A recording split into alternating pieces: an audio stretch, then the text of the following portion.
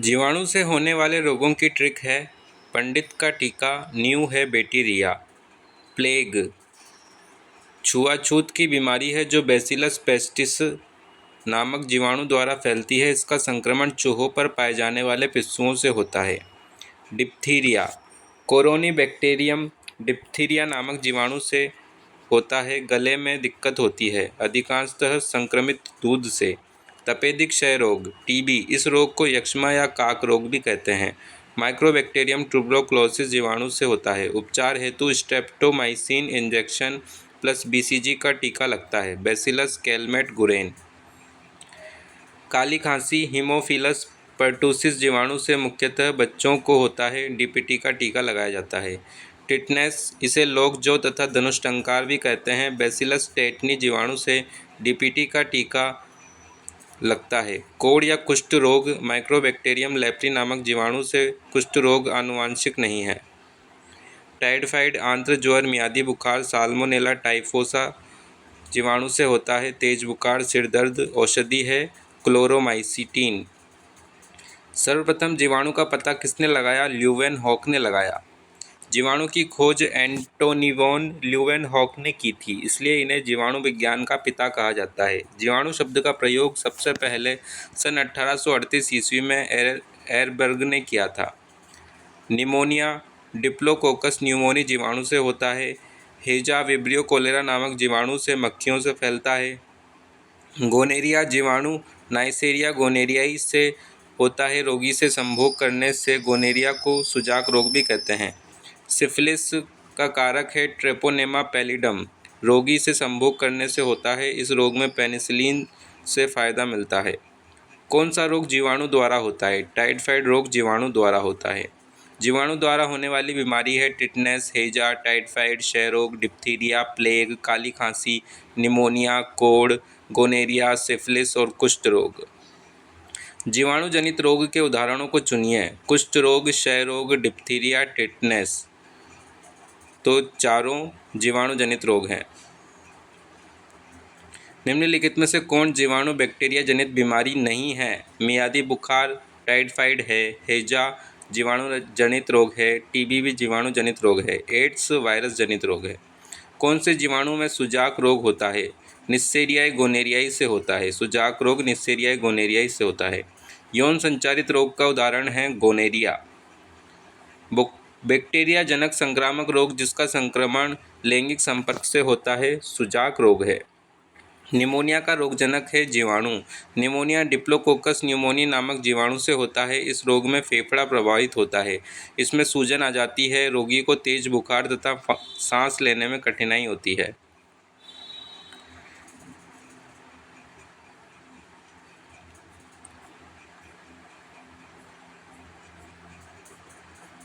कौन सा जीवाणु से मानव में प्यूरिसी रोग होता है?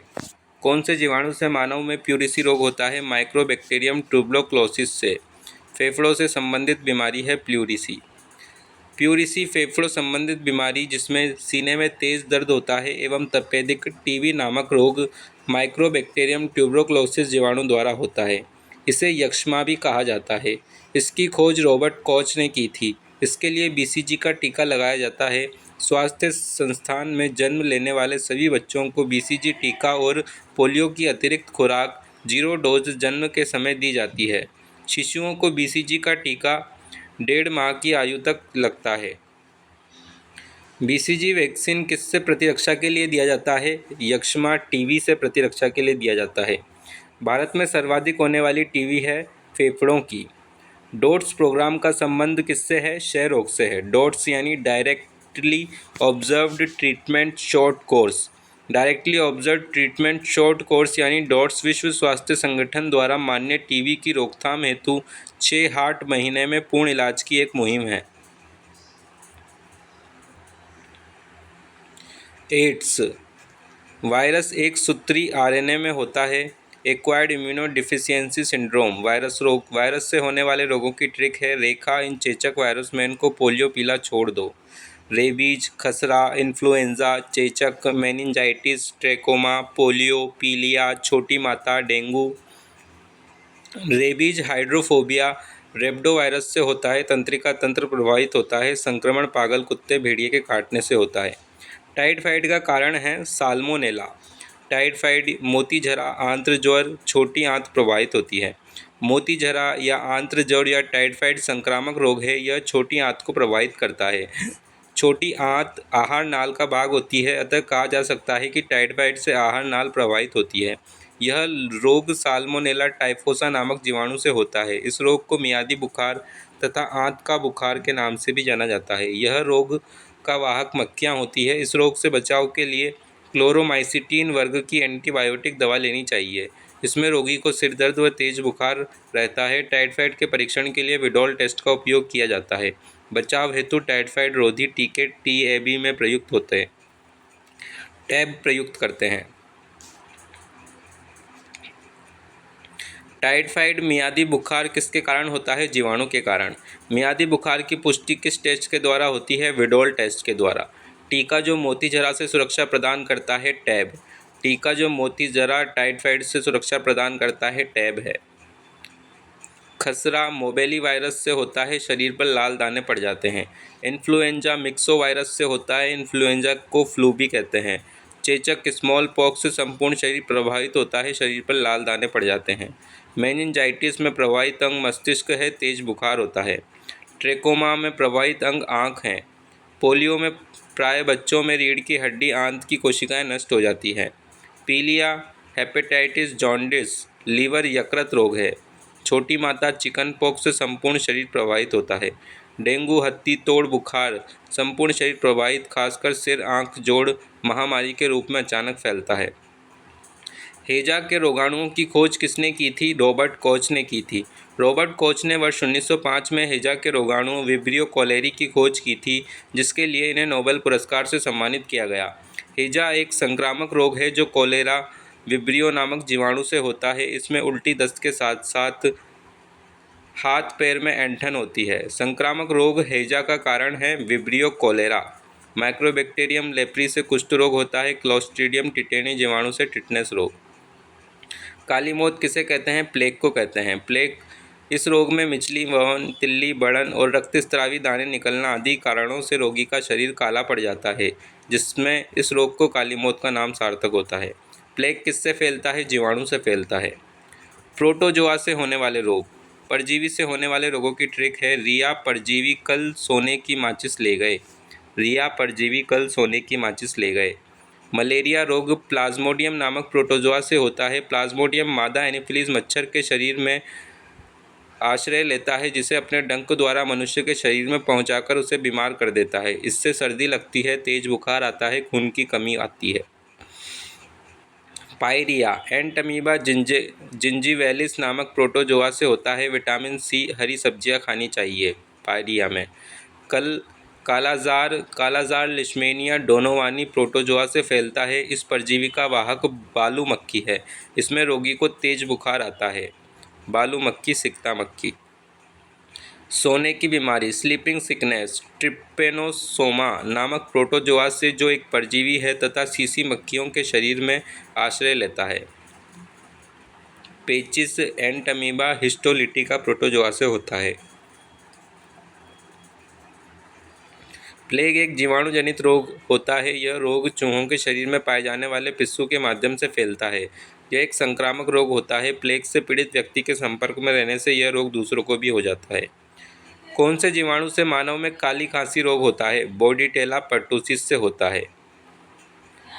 कौन सा जीव काला आजार बीमारी का कारण है? लिज़मेरिया लिशमेनिया प्रोटोजोआ काला आजार बीमारी का कारण है।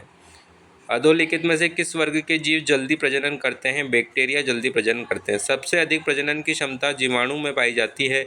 बैक्टीरिया एक कोशिकीय सूक्ष्म प्रोकैरियोटिक होते हैं। इनमें सत्य केंद्र का अभाव होता है। लोकजो रोग है जीवाणु जनित। लोकजो यानी टिटनेस रोग जीवाणु जनित रोग है। टिटनेस एक गंभीर जीवाणु संक्रमण है जो तंत्रिका तंत्र को प्रभावित करता है और पूरे शरीर में मांसपेशियों को कसने का कारण बनता है। टिटनेस क्लॉस्ट्रीडियम टिटेनी द्वारा प्रसारित होता है। यह एक जीवाणु है। इस रोग के उपचार हेतु DPT टीका लगाया जाता है।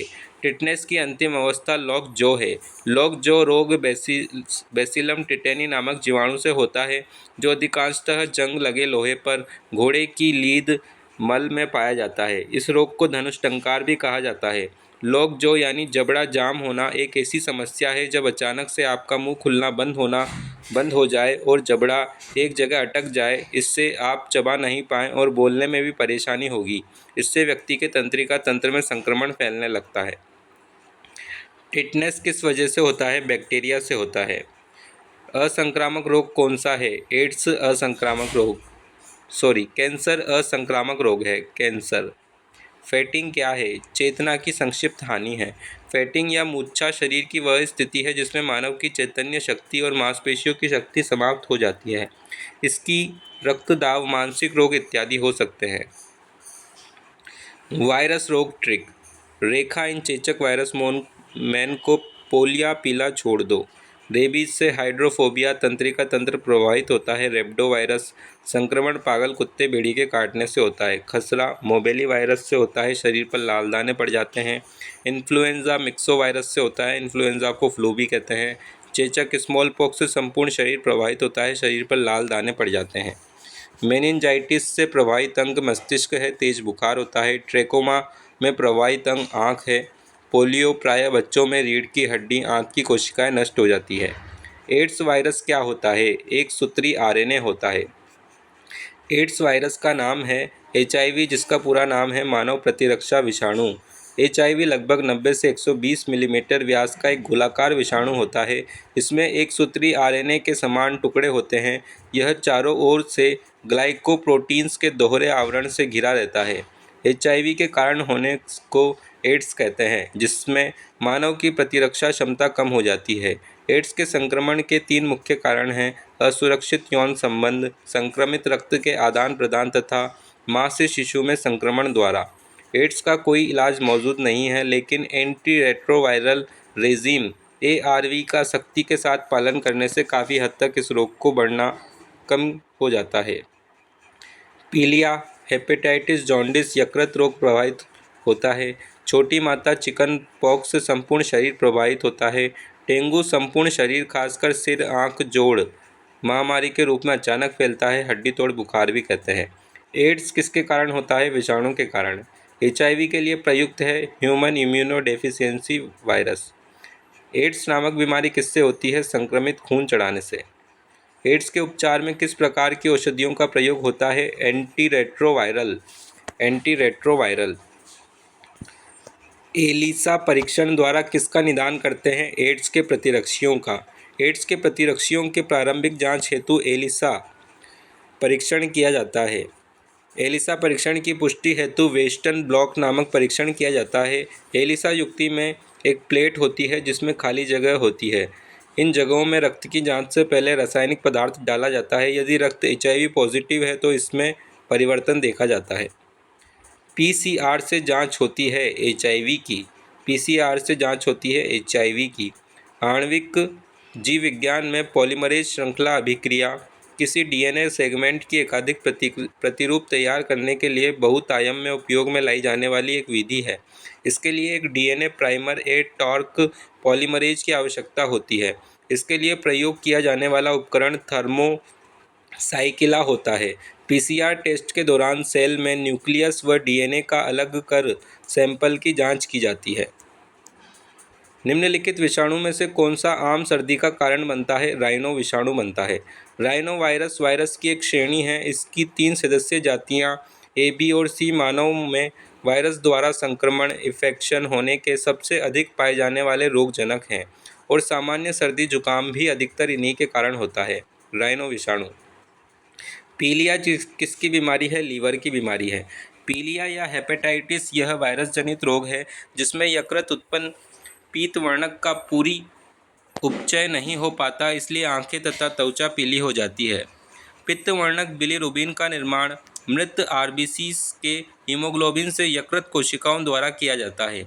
यह रक्त की जगह पित्त रस में मिलता है। पित्त रस के साथ वह आंत में जाता है और मल के साथ शरीर से बाहर निकल जाता है। कभी कभी यकृत कोशिकाओं में एक विषाणु का संक्रमण या अवरोधक होने से जब यकृत कोशिकाएं रक्त से बाइलिरुबिन लेना बंद कर देती हैं तो शरीर की त्वचा, नाखून, आँखों की झिल्ली इत्यादि का रंग पीला दिखाई देने लगता है। इसे ही पीलिया रोग कहते हैं। इसमें पेशाब भी पीला हो जाता है। इसके उपचार हेतु रोगी को लीवर के इंजेक्शन, दही, गन्ने का सेवन तथा पूर्ण आराम करना चाहिए। पीलिया एक ऐसी स्थिति है जिसमें रक्त में किसका संचय हो जाता है? बिलीरुबिन का हो जाता है। पीलिया में रक्त में बिलीरुबिन का संचय हो जाता है। कौन सा रोग मच्छर के काटने से नहीं होता? हेपेटाइटिस या पीलिया रोग मच्छर के काटने से नहीं होता। मलेरिया, डेंगू, चिकनगुनिया मच्छर के काटने से होते हैं। कौन सा विषाणु फल चमगादड़ द्वारा फैलता है? Nipah virus. निपा वायरस फल खाने वाले चमगादड़ एवं सूअरों से मनुष्य में फैलता है। इसके प्रकोप से केरल के कोझिकोड एवं मलप्पुरम में अनेक व्यक्तियों की मृत्यु हुई। किस बीमारी के लिए ट्राइवेलेंट स्थान पर बाइवेलेंट ORV देने का निर्णय भारत सरकार ने लिया है? पोलियो बीमारी के लिए। जोनास साल्क द्वारा विकसित किया गया और 1952 में उसका पहला परीक्षण किया गया। विश्व में पोलियो वायरस के 3 टाइप 1, 2 और 3 मिलते हैं। वैश्विक स्तर पर पोलियो से निपटने के लिए 1961 में अल्बर्ट सैबीन ने ओरल पोलियो वैक्सीन यानी ट्राइवेलेंट टीका लगने पर हमारा शरीर पोलियो के तीनों टाइप के वायरस के प्रति एंटीबॉडी बना लेते हैं। जब कभी बच्चा पोलियो वायरस की चपेट में आता था तो पहले से बने हुए एंटीबॉडी उसकी सुरक्षा करते हैं। भारत सरकार ने भी वर्ष 2016 में ओरल पोलियो वैक्सीन के मौजूदा ट्राइवेलेंट वैक्सीन के स्थान पर बाइवेलेंट वैक्सीन देने का निर्णय लिया। बाइवेलेंट वैक्सीन 1 और 3 प्रकार के पोलियो के लिए है। किस बीमारी का टीका बूंद के रूप में मुंह से पिलाया जाता है? पोलियो का। पोलियो का टीका प्रथम बार किन्होंने विकसित किया? जोनास सॉल्क ने किया। पोलियो वैक्सीन 2 प्रकार की होती है। निष्क्रिय पोलियो वायरस जिसे साल्क टीका कहा गया जो कि जोनास सॉल्क के द्वारा विकसित किया गया। मौखिक पोलियो वैक्सीन जिसे सेबिन टीका कहा गया जो कि अल्बर्ट सैबीन के द्वारा विकसित किया गया। IPV डॉक्टर सॉल्क के द्वारा, OPV अल्बर्ट सैबीन के द्वारा। पोलियो का विषाणु वायरस शरीर में किस प्रकार प्रवेश करता है? लार व नाक के स्राव से करता है। पोलियो का विषाणु लार व नाक के स्राव से शरीर में प्रवेश करता है। पोलियो के विषाणु का शरीर में प्रवेश लार और नाक के स्राव से होता है जो रक्त तथा लिम्फ सिस्टम पर अपना प्रभाव डालता है। डेंगू रोग का रोगजनक है मच्छर। डेंगू रोग का रोगजनक मच्छर है एडिस एप्टिजाई मच्छर। जिस रोग के कारण रक्त में प्लेटलेट्स की संख्या कम हो जाती है? डेंगू। कौन सी बीमारी वायरस द्वारा होती है? डेंगू बुखार। वायरस जनित रोग है रेबीज़। रेबीज़ रोग पागल कुत्ते के काटने से होता है जिसके लार में लाइसा वायरस टाइप 1 रहता है जो कुत्ते के काट जाने पर लार के साथ मनुष्य के रुधिर में पहुंच जाता है। यह एक घातक विषाणु जन्य रोग है जो कि केंद्रीय तंत्रिका तंत्र को प्रभावित करता है। इसे हाइड्रोफोबिया भी कहते हैं। वायरस जनित बीमारियों के लिए दुनिया का पहला टीका रेबीज लुई पास्चर ने 6 जुलाई 1985 में विकसित किया, अतः इन्हें फादर ऑफ माइक्रोबायोलॉजी कहा जाता है। रेबीज अरलक किसके द्वारा होता है? विषाणु के द्वारा होता है। काला जर किससे संचारित होता है? सिकता मक्खी से। प्रोटोजोआ परजीवी द्वारा होने वाले रोग हैं मलेरिया। यह रोग प्लाज्मोडियम नामक प्रोटोजोआ से होता है। प्लाज्मोडियम मादा एनोफिलीज मच्छर के शरीर में आश्रय लेता है जिसे अपने डंक द्वारा मनुष्य के शरीर में पहुंचाकर उसे बीमार कर देता है। इससे सर्दी लगती है, तेज बुखार आता है, खून की कमी होती है। कालाजार लिशमेनिया डोनोवानी प्रोटोजोआ से फैलता है। बालू मक्खी वाहक है, इसमें रोगी को तेज बुखार आता है। सोने की बीमारी निद्रा रोग स्लीपिंग सिकनेस ट्रिपेनोसोमा नामक प्रोटोजोआ से होता है जो एक परजीवी है तथा सीसी मक्खी के शरीर में आश्रय लेता है। पायरिया एंट अमीबा जिंजेवेलिस नामक प्रोटोजोआ से होता है। विटामिन सी हरी सब्जियां खानी चाहिए। पेचिस एंट अमीबा हिस्टोलिटिका प्रोटोजोआ से होता है।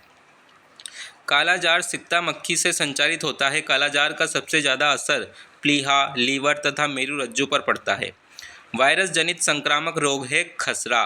वायरस रोग उत्पन्न करने वाले अति सूक्ष्म परजीवी हैं। खसरा वायरस जनित रोग है जो बच्चों में नाक से निकलने वाले म्यूकस व स्त्रावण से फैलता है।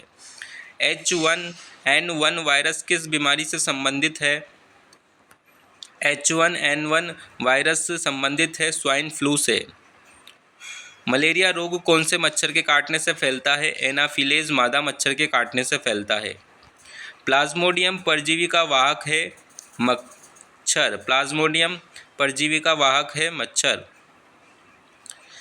मलेरिया का वाहक परपोषक है उपयुक्त में से कोई नहीं, मादा एनाफिलीज मच्छर है।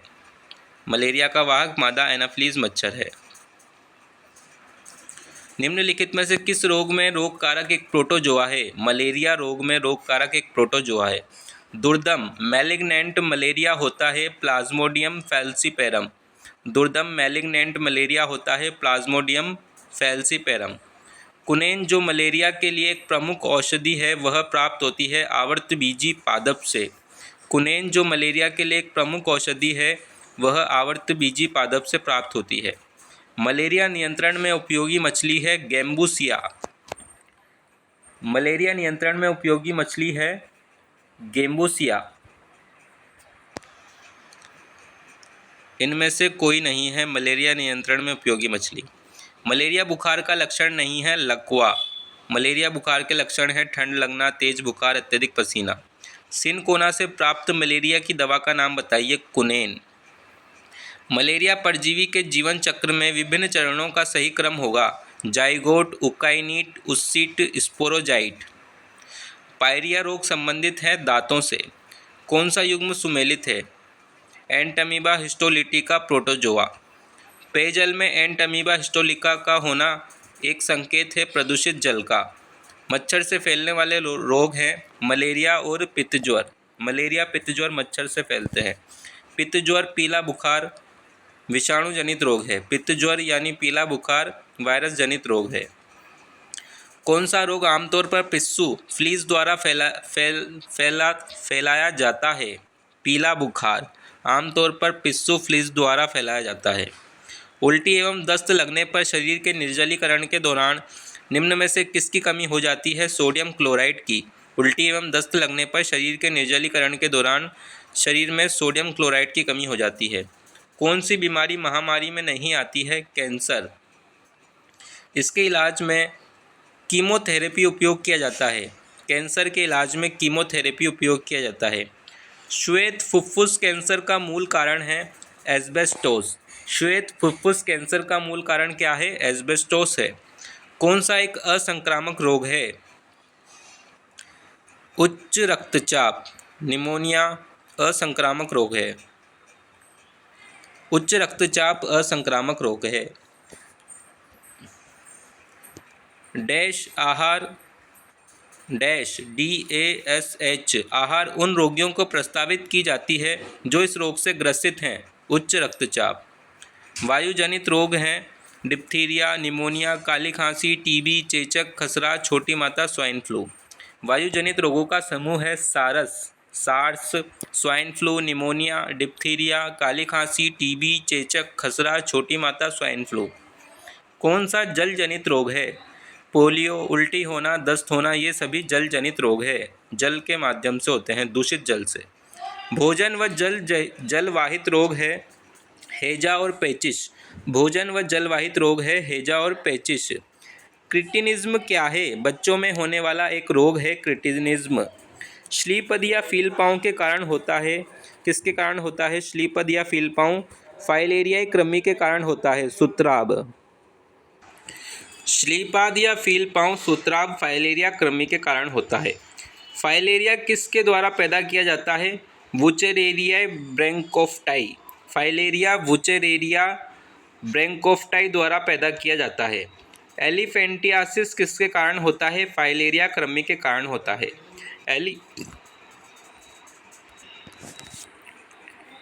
एलिफेंटेसिस रोग होता है वुचेरेरिया ब्रैंकोफ्टाई से।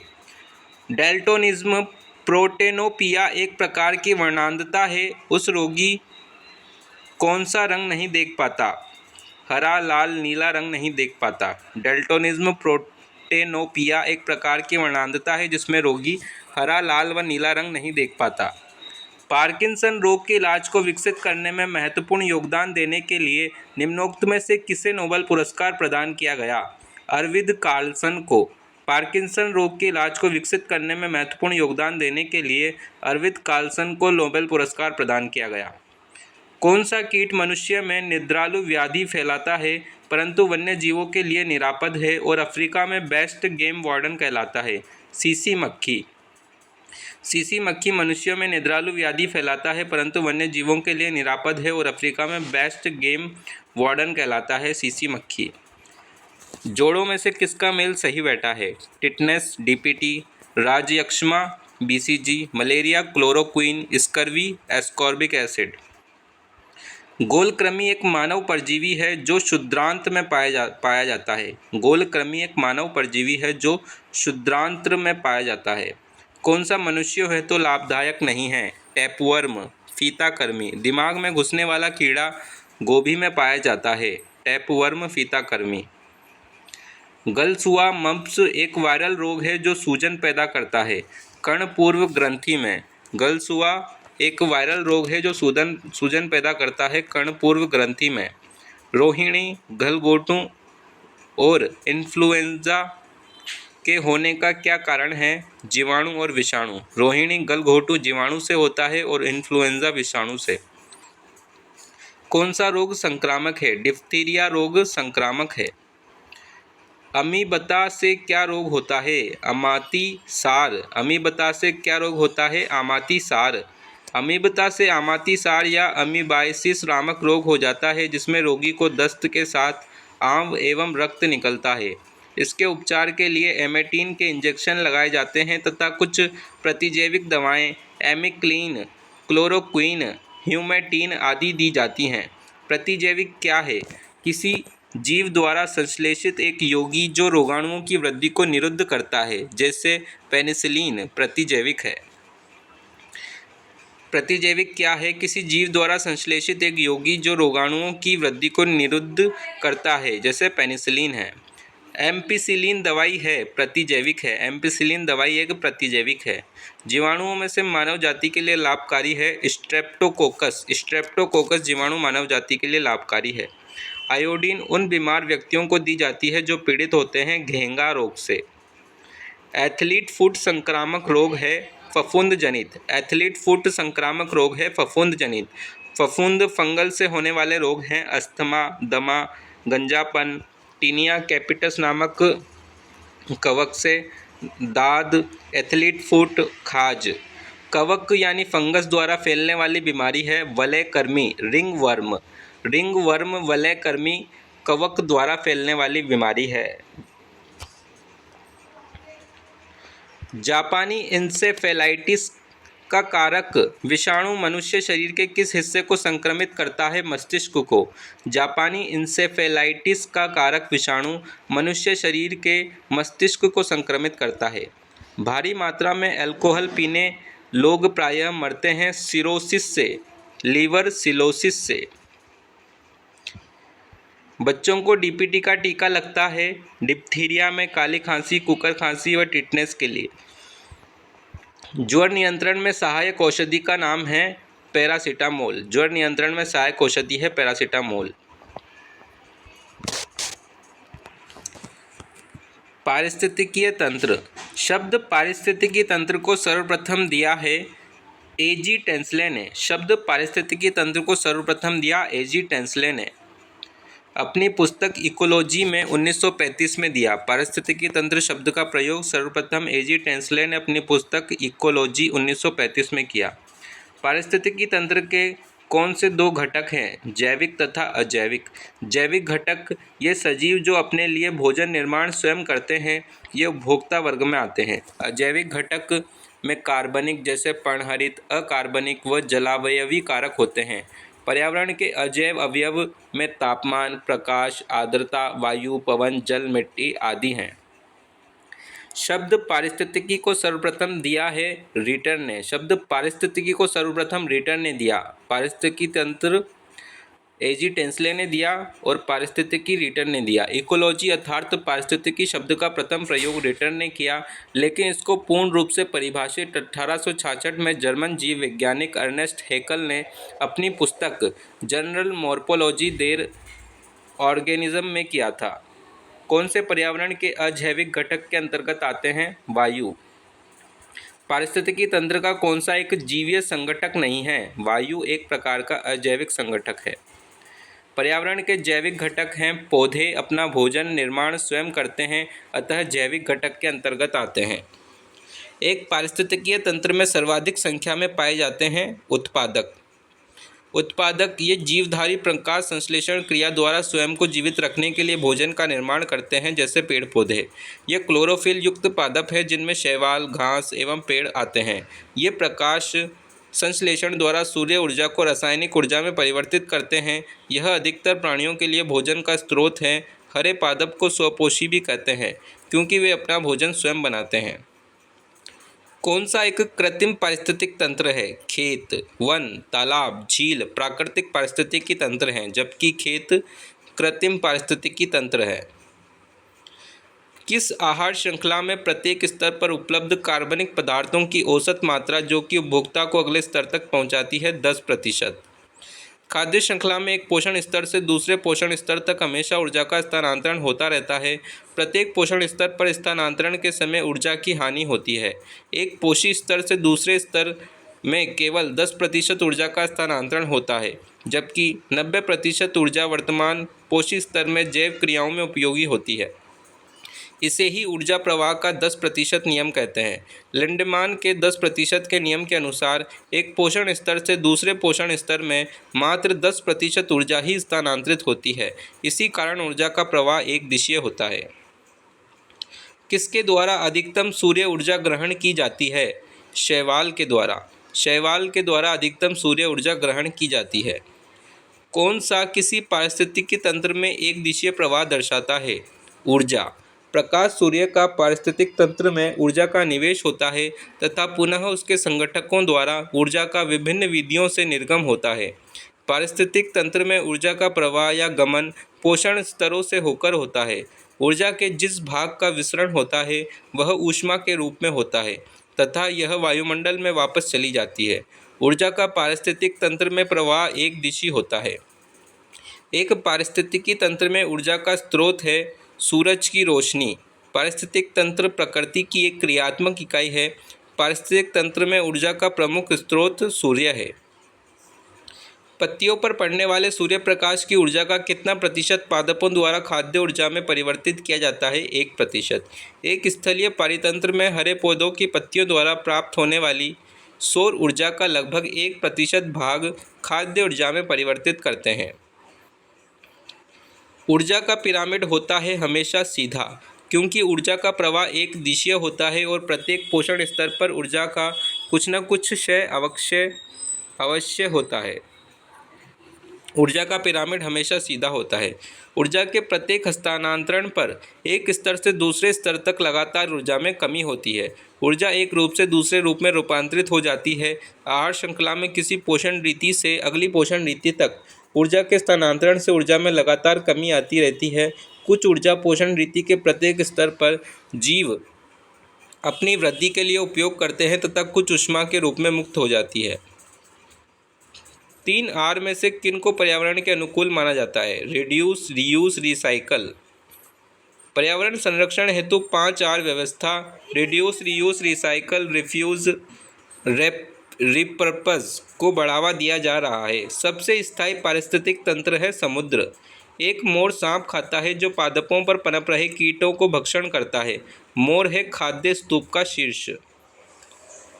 कौन सा पर्यावरण की रक्षा के लिए उल्लेखित 5R में से एक है? रिफ्यूज। बायोमास का एक उल्टा पिरामिड किस पारिस्थितिकी तंत्र में पाया जाता है? समुद्र में।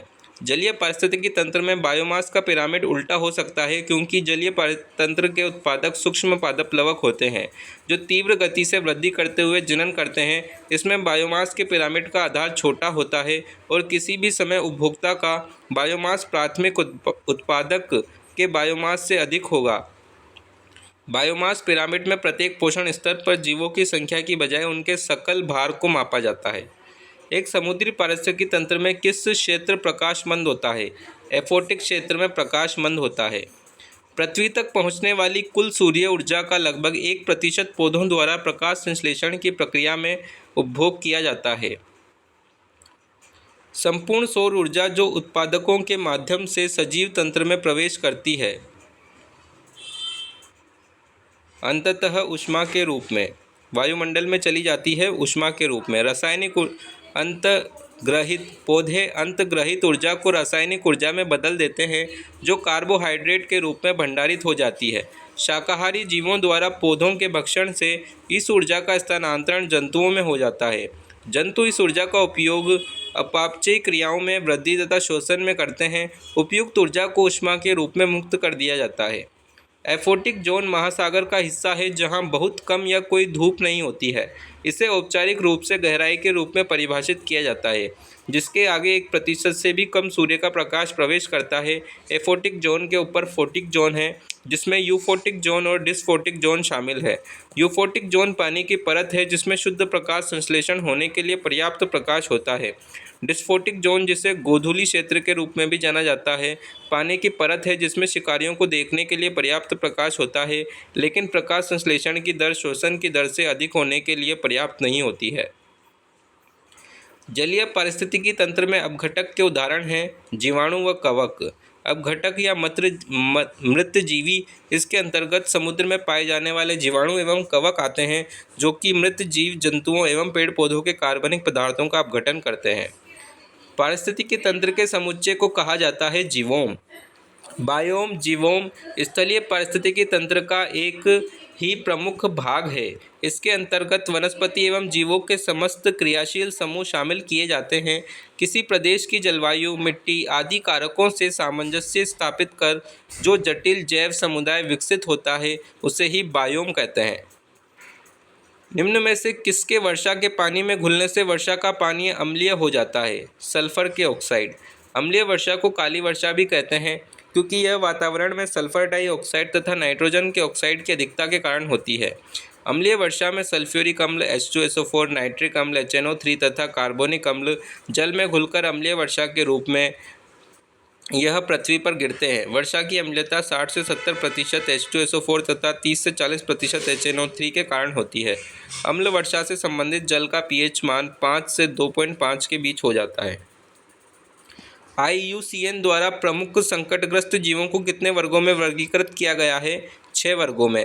IUCN international union for conservation of nature द्वारा प्रमुख संकटग्रस्त जीवों को 6 भागों में वर्गीकृत किया गया है। अम्ल वर्षा के लिए निम्नलिखित में से कौन से पर्यावरण प्रदूषक उत्तरदायी हैं? नाइट्रस ऑक्साइड और सल्फर डाइऑक्साइड। pH का तटस्थ मान 7 होता है। इससे कम मान अम्लता तथा अधिक मान क्षारीयता का प्रतीक है। अम्लीय वर्षा में हाइड्रोजन आयनों का स्तर ऊंचा हो जाता है। सर्वप्रथम अम्लीय वर्षा स्वीडन में 1972 में हुई। सर्वाधिक अम्लीय वर्षा नॉर्वे में होती है। अंतर्राष्ट्रीय अम्ल वर्षा सूचना केंद्र नॉर्वे की राजधानी ओस्लो में स्थापित है। वन के पारितंत्र का जैवभार सर्वाधिक होता है, क्योंकि यहाँ जीवों की संख्या प्रति इकाई क्षेत्रफल में अन्य पारितंत्रों की तुलना में अधिक होती है। प्रति इकाई क्षेत्रफल में अन्य पारितंत्रों की तुलना में अधिक होती है। प्रति इकाई क्षेत्रफल में निश्चित समय पर उपस्थिति सजीवों का शुष्क भार ही जैवभार कहलाता है। किस पारिस्थितिकी तंत्र का जैवभार अधिकतम है? वन का। वन पारिस्थितिकी तंत्र का जैवभार अधिकतम है। पारिस्थितिकी तंत्र किसकी सबसे छोटी इकाई है? जीवमंडल की सबसे छोटी इकाई है। जीवमंडल एक साथ जुड़े पारिस्थितिकी तंत्र के समूह से युक्त होता है, इसलिए पारिस्थितिकी तंत्र को जीवमंडल की सबसे छोटी इकाई माना जाता है। पारिस्थितिकी तंत्र में क्या शामिल होता है? कोई विद्यमान समुदाय और उसका परिवेश। पारिस्थितिकी तंत्र एक कार्यशील क्षेत्रीय इकाई होता है जो क्षेत्र विशेष के सभी जीवधारियों, पौधों तथा जंतु एवं उनके भौतिक पर्यावरण के सकल योग का प्रतिनिधित्व करता है।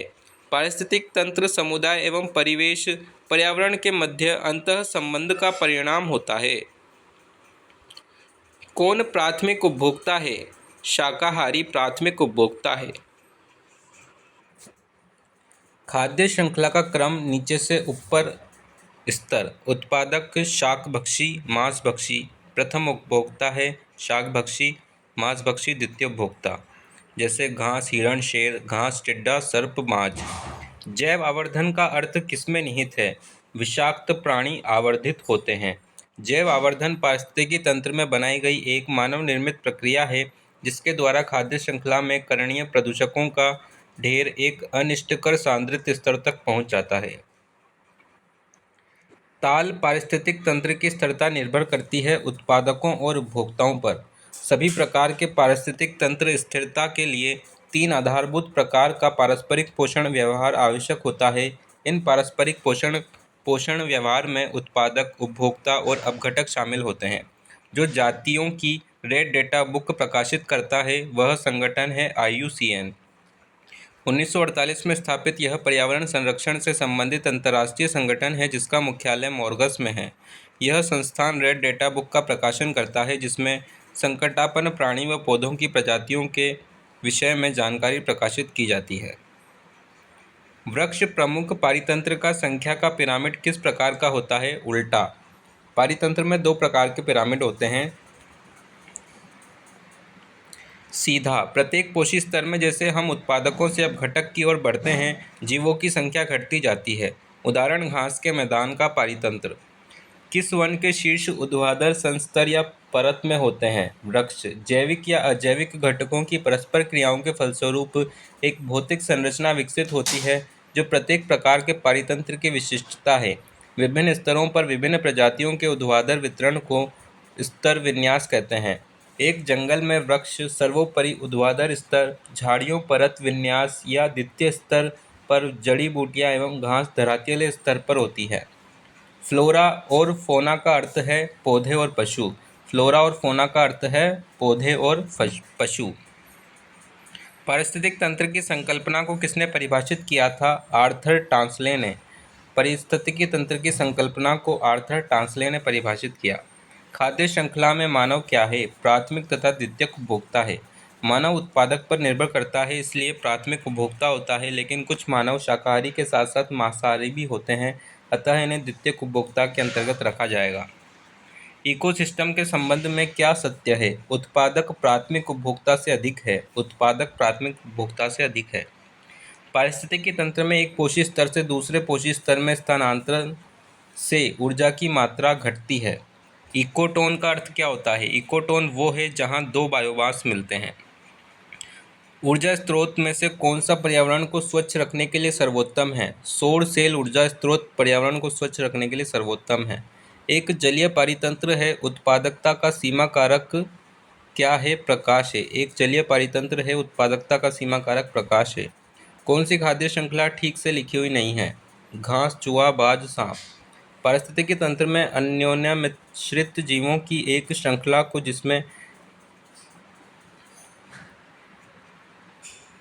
जाने की पुनरावृत्ति द्वारा ऊर्जा का प्रवाह होता है खाद्य श्रृंखला कहलाती है।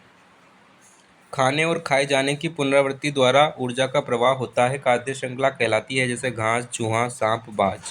घास उत्पादक है, चूहा प्राथमिक उपभोक्ता, सांप द्वितीयक उपभोक्ता और बाज तृतीयक उपभोक्ता है। उत्तरोत्तर पोषक स्तरों में अविषाक्त की सांद्रता में वृद्धि कहलाती है जैव आवर्धन कहलाती है। उत्तरोत्तर पोषक स्तरों में अविषाक्त की सांद्रता में वृद्धि जैव आवर्धन कहलाती है। एक खाद्य श्रृंखला सर्वदा प्रारंभ होती है प्रकाश संश्लेषण से। प्रत्येक खाद्य श्रृंखला सूर्य से ऊर्जा के साथ शुरू होती है। हरे पौधे स्वपोषी होते हैं, जिसका अर्थ है कि वे प्रकाश संश्लेषण नामक रासायनिक प्रतिक्रिया का उपयोग करके अपना भोजन बनाते हैं। विश्व में सबसे बड़ा पारिस्थितिकी तंत्र कौन सा है? सागर पारिस्थितिकी तंत्र विश्व में सबसे बड़ा पारिस्थितिकी तंत्र है। सर्वाधिक जैव विविधता पाई जाती है शांत घाटी केरल में। भारत के दो जैव विविधता प्रकर स्थल पश्चिमी घाट महाराष्ट्र से केरल तक, समुद्री तटीय क्षेत्र एवं पूर्वी हिमालय असम, सिक्किम, मणिपुर है, जहाँ चाय, औषधीय मसाले प्रायः उगाए जाते हैं। ये दो जैव विविधता क्षेत्र विश्व के प्रमुख जैव विविधता क्षेत्रों में से हैं। प्रकृति की क्रियाशील इकाई कहलाती है पारितंत्र। पारितंत्र को प्रकृति की क्रियाशील इकाई के रूप में देखा जाता है, जहाँ पर जीवधारी आपस में तथा आसपास के भौतिक पर्यावरण के साथ परस्पर क्रिया करते हैं। मेंडल के आनुवांशिकता के नियम और गुणसूत्र।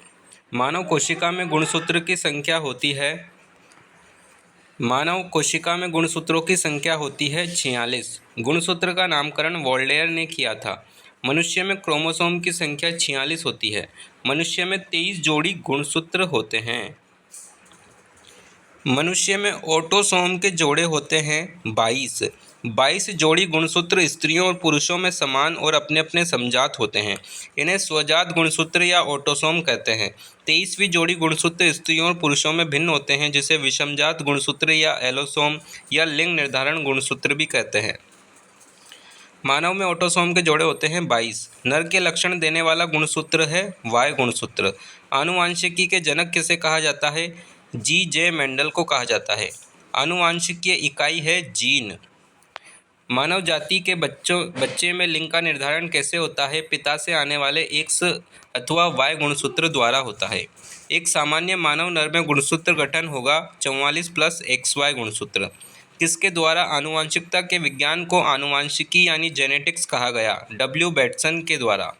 आनुवांशिकता के विज्ञान को आनुवांशिकी W. बैटसन द्वारा कहा गया। एक अनिषेचित मानव अंडे में सामान्यतः होता है एक X क्रोमोसोम।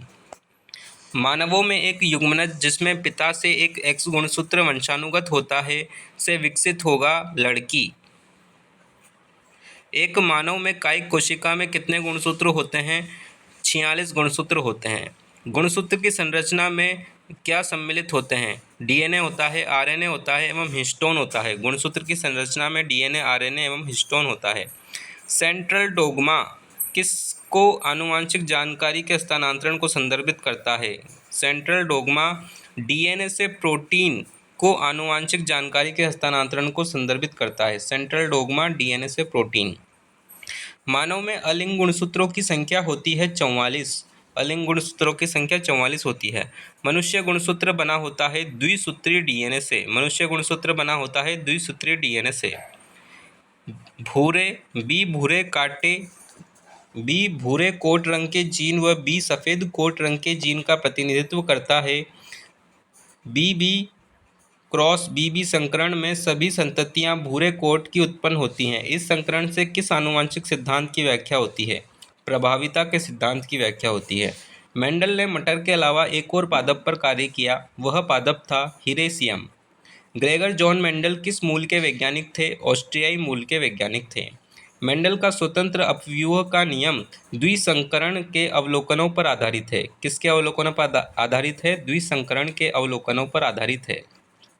स्वतंत्र अपव्यूहन का नियम। ग्रेगर मेंडल ने आनुवांशिकता प्रयोग के लिए पाइसम सेटाइवम पादप का प्रयोग किया था। मेंडल ने आनुवांशिकी नियम से कौन से पौधे पर अनुसंधान करके दिए थे? मटर पर। मेंडल का स्वतंत्र अपव्यूहन असॉर्टमेंट का सिद्धांत किस अनुपात के आधार पर सिद्ध किया जा सकता है? 9:3:3:3:1। स्वतंत्र अपव्यूहन का सिद्धांत 9:3:3:1। मेंडल द्वारा अध्ययन किए गए एक मोनोहाइब्रिड क्रॉस के F2 फोनोटाइप का अनुपात है 3:1। मेंडल द्वारा अध्ययन किए गए एक मोनोहाइब्रिड क्रॉस के F2 फोनोटाइप का अनुपात कितना है? 3:1 है। मेंडल ने अपने प्रयोगों के लिए मटर के कितने जोड़ी लक्षणों का चयन किया? 7 जोड़ी लक्षणों का। विपरीत लक्षणों के संकेतक जीनी जोड़े को क्या कहा जाता है? एलील कहा जाता है। विपरीत लक्षणों के संकेतक जीनी जोड़े को एलील कहा जाता है। मेंडल द्वारा चयनित मटर के पौधे का कौन सा लक्षण आनुवांशिकता के प्रयोग के लिए नहीं चुना? तने का रंग। कौन सा एक अपूर्ण प्रभाविकता का उदाहरण है? स्नैपड्रैगन एक अपूर्ण प्रभाविकता का उदाहरण है। मेंडल ने अपने प्रयोगों के लिए कितने विषम लक्षण चुने थे? 7। कौन एलील नहीं है? इनमें से कोई नहीं। TT, RR और YY पेयर युग्म विकल्पी हैं। मेंडल द्वारा मटर पाइसम सेटाइवम का चुनाव अपने प्रयोगों के लिए करने के पीछे क्या कारण थे? मटर के पौधे के 7 लक्षणों का चयन आसान था, उभयलिंगी हैं, 1 वर्षीय शाख हैं। निम्न में से कौन सा लक्षण मेंडल के 7 जोड़ी लक्षणों में नहीं था? फली की स्थिति नहीं थी। फली की स्थिति। संकरण के दौरान वह पीढ़ी जिसमें अप्रभावी लक्षण प्रकट होता है F2 पीढ़ी। संकरण के दौरान F2 पीढ़ी में अप्रभावी लक्षण प्रकट होते हैं। कितने प्रकार के युग्मक बनेंगे? XX, YY, ZZ से कितने प्रकार के युग्मक बनेंगे? 4 प्रकार के। दो शुद्ध जनकों से प्राप्त F1 पीढ़ी होती है सदैव विषम युग्मजी। दो शुद्ध जनकों से प्राप्त F1 पीढ़ी होती है सदैव विषम युग्मजी। मेंडल ने कितने पादपों पर प्रयोग किए? दोनों पादपों पर प्रयोग किए। मेंडल ने दोनों पादपों पर प्रयोग किए। उद्यान मटर और हिरेसियम दोनों पादपों पर प्रयोग किए। किसमें DsRNA पाया जाता है? T2 बैक्टीरियोफेज जीवाणु भोजी में DsRNA पाया जाता है। किसमें SSDNA पाया जाता है? पोलियोमा वायरस में SSDNA पाया जाता है। सहलग्नता जनित आनुवांशिक रोग नहीं है। हीमोफीलिया नहीं है, कलर ब्लाइंडनेस नहीं है, सिकल सेल एनीमिया नहीं है। सहलग्नता जनित आनुवांशिक रोग कोई नहीं है। कौन मेंडल के प्रथम नियम का अपवाद नहीं है? सहलग्नता। सहलग्नता मेंडल के प्रथम नियम का अपवाद नहीं है। अपूर्ण प्रभाविता और पूर्ण प्रभाविता प्रथम नियम के अपवाद हैं। सहलग्नता द्वितीय नियम का अपवाद है। निम्न में से कौन सी आनुवांशिकता ट्राइसोमी है? डाउन सिंड्रोम आनुवांशिकता ट्राइसोमी है। किस समस्या में गुणसूत्रों की संख्या 47 हो जाती है? डाउन सिंड्रोम, एडवर्ड सिंड्रोम या क्लिनफेल्टर्स सिंड्रोम में गुणसूत्रों की संख्या 47 हो जाती है। Down syndrome, Edward syndrome, Klinefelter's syndrome में गुणसूत्रों की संख्या 47 हो जाती है। कौन सा संरचना गुणसूत्रीय परिवर्तन नहीं है? अनुवादन। अनुवादन संरचना गुणसूत्रीय परिवर्तन नहीं है। प्रतिपन, विलोपन एवं द्विगुणन संरचना गुणसूत्रीय परिवर्तन है। गलत मेल छाटिए। Bateson. Bateson mutation Hugo de Vries ने दी थी। बीडल एवं Tatum, one gene one enzyme theory, गुणसूत्रवाद सिद्धांत शट्टन व Boveri, chromosomal theory, Weismann, germ plasm theory, Weismann. Test cross परीक्षण क्रॉस में किसके मध्य क्रॉस करवाया जाता है? F1 संतति एवं अप्रभावी जनक के मध्य। F1 संतति एवं अप्रभावी जनक के मध्य क्रॉस कराया जाता है टेस्ट क्रॉस परीक्षण क्रॉस में। निम्न में से कौन सा प्रोटीन संश्लेषण का समापन कोडोन नहीं है? UAG, UAA और UAG समापन कोडोन है। प्रारंभ कोडोन है AUG।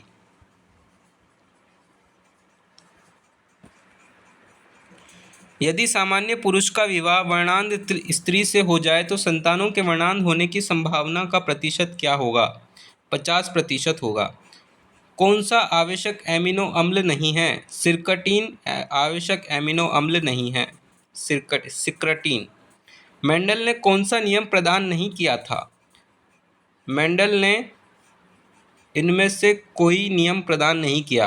प्रभाविता का नियम, पृथक्करण या विसंयोजन का नियम, युग्मकों की शुद्धता का नियम एक ही है। इनमें से सही कथन कौन सा है? मानव जीनोम में 23 गुणसूत्र हैं। सही कथन है मानव जीनोम में 23 गुणसूत्र हैं। मानव में 46 गुणसूत्र पाए जाते हैं केवल जननिक कोशिकाओं में। 46 गुणसूत्र पाए जाते हैं केवल जननिक कोशिकाओं में।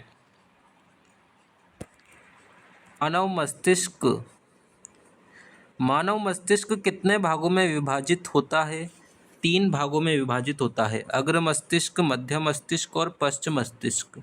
अग्र मस्तिष्क में सेरिब्रम, प्रमस्तिष्क मस्तिष्क का 66% होता है।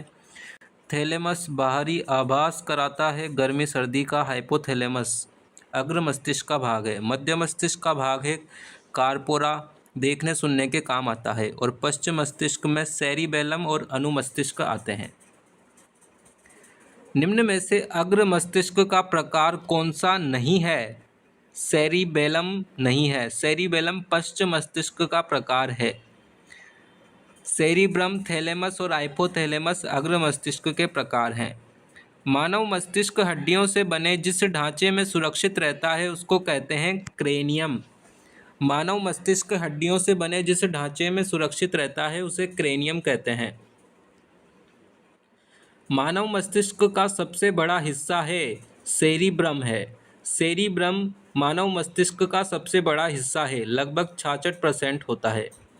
मानव शरीर के किस अंग का प्रत्यारोपण नहीं किया जा सकता है? मस्तिष्क का। मानव शरीर के मस्तिष्क का प्रत्यारोपण नहीं किया जा सकता है। ईईजी का प्रयोग मस्तिष्क गतिविधि दर्ज करने के लिए किया जाता है। इसका आशय है इलेक्ट्रोएन्सेफेलोग्राम। ईईजी का प्रयोग मस्तिष्क गतिविधि दर्ज करने के लिए किया जाता है। इसका आशय है इलेक्ट्रोएन्सेफेलोग्राम।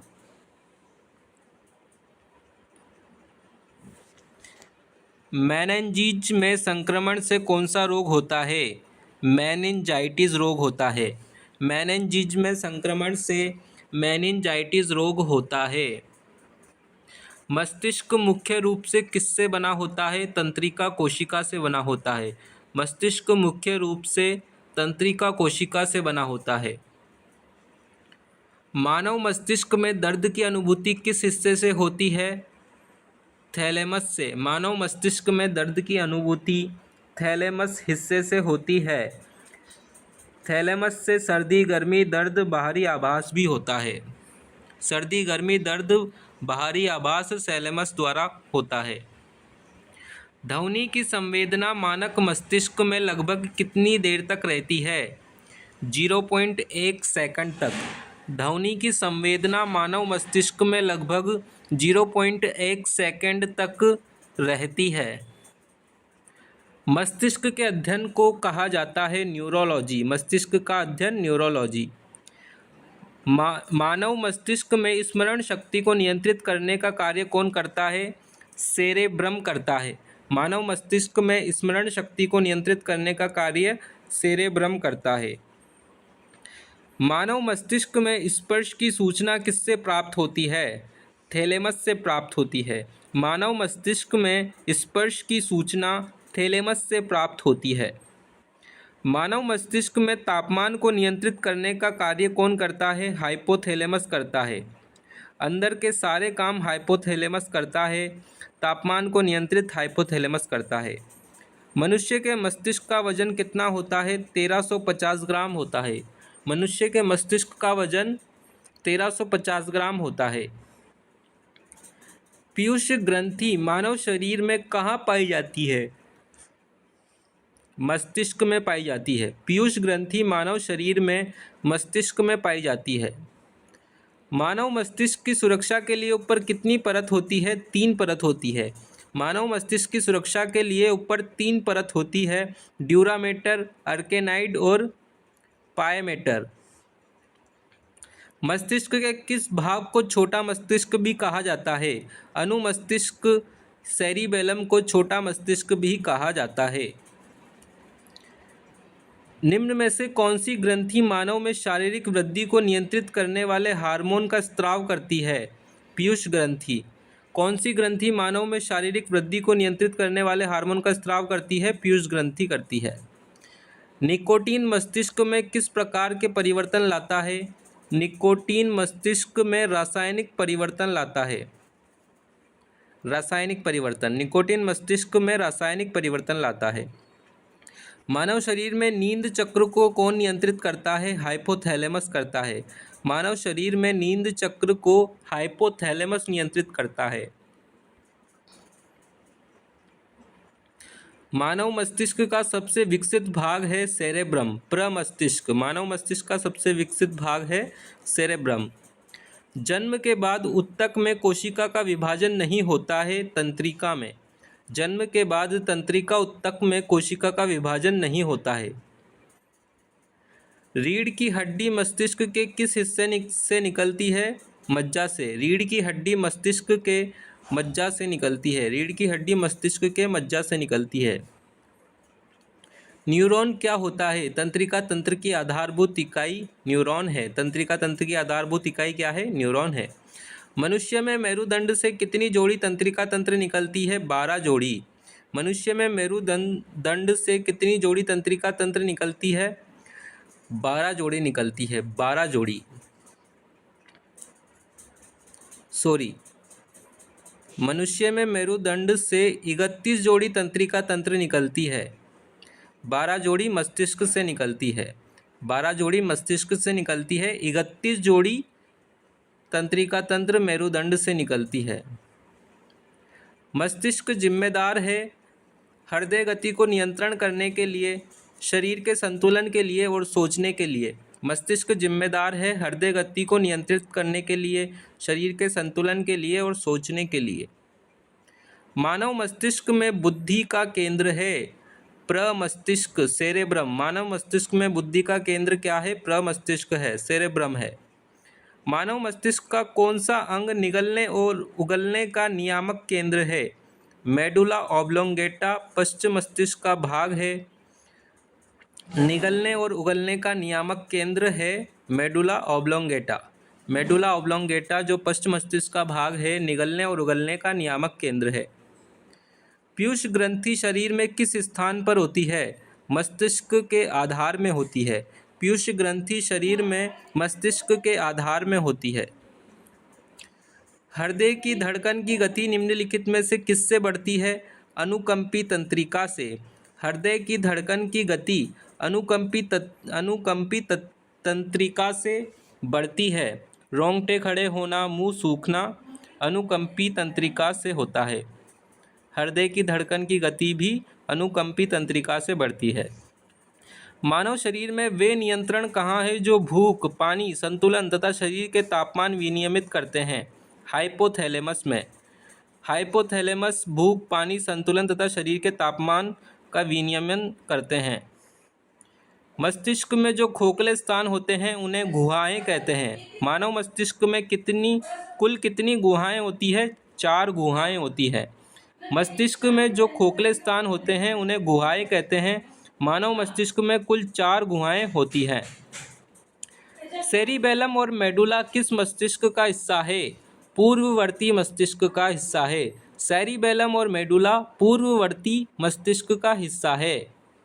मेरुरज्जु की लंबाई कितनी होती है? 42 से 45 सेंटीमीटर होती है। मेरुरज्जु की लंबाई होती है 42 से 45 सेंटीमीटर। मनुष्य के मेरुदंड से कितनी जोड़ी तंत्रिका निकलती है? मनुष्य के मेरुदंड से 31 जोड़ी तंत्रिका निकलती है। निम्नलिखित में से मानव शरीर की सबसे बड़ी कोशिकाएं हैं तंत्रिका कोशिकाएं। तंत्रिका कोशिकाएं मानव शरीर की सबसे बड़ी कोशिकाएं हैं। मस्तिष्क का कौन सा भाग मोटर नियंत्रण में महत्वपूर्ण भूमिका अदा करता है? सेरिबेलम करता है। सेरिबेलम मस्तिष्क का वो भाग है जो मोटर नियंत्रण में महत्वपूर्ण भूमिका अदा करता है। प्रतिवर्ती क्रियाओं का नियंत्रण केंद्र कहाँ पर है? केशरुक रज्जु में है। प्रतिवर्ती क्रियाओं का नियंत्रण केंद्र केशरुक रज्जु में है। केशरुक रज्जु में। मस्तिष्क के किस भाग में भूख लगने और भोजन से तृप्ति की अनुभूति करने का केंद्र स्थित है? हाइपोथैलेमस में। मस्तिष्क के हाइपोथैलेमस में भूख लगने और भोजन से तृप्ति की अनुभूति करने का केंद्र स्थित है। Hormone and glands. आयोडीन युक्त हार्मोन थायरॉक्सिन है। आयोडीन युक्त हार्मोन थायरॉक्सिन क्या है? एक शर्करा है, एक एमिनो अम्ल है, एक एस्टर है या एक पेप्टाइड है? एक एमिनो अम्ल है। यह हार्मोन थायराइड ग्रंथि से स्रावित होता है। यह आधार उपापचयी दर को बढ़ाता है। इसकी कमी व अधिकता से हाइपोथायराइड व हाइपरथायराइड रोग हो जाते हैं। यह टायरोसिन नामक एमिनो अम्ल का व्युत्पन्न होता है जो आयोडीन के सहसंयोजक रूप से बंधे हैं। एस्ट्रोजन किसके द्वारा उत्पादित होता है? अंड, पुटिका, कार्पस लूटियम, गर्भाशय। एस्ट्रोजन पुटिका द्वारा उत्पादित होता है। एस्ट्रोजन हार्मोन को स्त्रीलिंग हार्मोन के नाम से भी जाना जाता है। स्त्रियों में अंडाशयों की पुटिका द्वारा एस्ट्रोजन तथा प्रोजेस्टेरोन नामक स्टेरॉयड हार्मोन स्रावित होते हैं। ये हार्मोन यौन लक्षणों को प्रेरित करता है जिससे जनन क्षमता में वृद्धि होने लगती है। नर के लक्षण देने वाला हार्मोन है एस्ट्रोजन, प्रोजेस्टेरोन, एंड्रोजन या प्रोलैक्टिन। एंड्रोजन या टेस्टोस्टेरोन नर के लक्षण देने वाला हार्मोन है। पुरुषों में वृषण से निकलने वाला हार्मोन है जो यौन आचरण को प्रेरित करता है। थायरॉक्सिन T4 तथा ट्राई आयोडोथायरोनिन T3 के अतिरिक्त थायराइड ग्रंथि स्रावित करती है थायरॉइड प्रेरक hormone, noradrenaline, calcitonin, gonadotropic hormone. Calcitonin स्रावित करती है। थायरॉइड ग्रंथि में पृष्ठ सतह पर धसी पैराथायरॉइड ग्रंथियां कोशिकाओं के समूह द्वारा निर्मित होती है। पैराथायरॉइड ग्रंथियों द्वारा कैल्सिटोनिन एंड पैराथार्मोन नामक हार्मोन स्रावित होता है। गल ग्रंथि थायराइड ग्रंथि का क्या कार्य है? रक्तचाप को नियंत्रित करना, प्रजनन प्रणाली नियंत्रित करना, या उपापचय का नियंत्रण, या रोग प्रतिरोधक क्षमता को बढ़ाना। थायराइड का कार्य है उपापचय का नियंत्रण करना। गर्भधारण परीक्षण में मूत्र में किस हार्मोन की उपस्थिति का परीक्षण किया जाता है? ADH, HPL, HCG या ऑक्सीटोसिन? HCG का।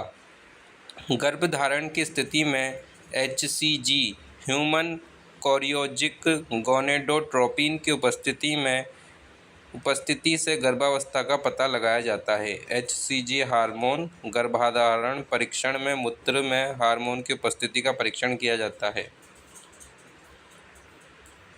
हार्मोन व उनके कार्य को सुमेलित कीजिए।